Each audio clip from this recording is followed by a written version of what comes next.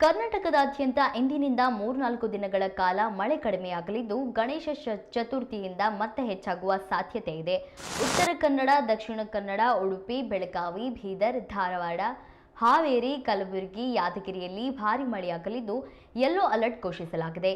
ಗದಗ, ಕೊಪ್ಪಳ, ರಾಯಚೂರು, ವಿಜಯಪುರ, ಬೆಂಗಳೂರು ಗ್ರಾಮಾಂತರ, ಬೆಂಗಳೂರು ನಗರ, ಚಾಮರಾಜನಗರ, ಚಿಕ್ಕಬಳ್ಳಾಪುರ, ಚಿಕ್ಕಮಗಳೂರು, ಚಿತ್ರದುರ್ಗ, ದಾವಣಗೆರೆ, ಹಾಸನ, ಕೊಡಗು, ಕೋಲಾರ, ಮಂಡ್ಯ, ಮೈಸೂರು, ರಾಮನಗರ, ಶಿವಮೊಗ್ಗ, ತುಮಕೂರು, ವಿಜಯನಗರದಲ್ಲಿ ಮಳೆಯಾಗಲಿದೆ.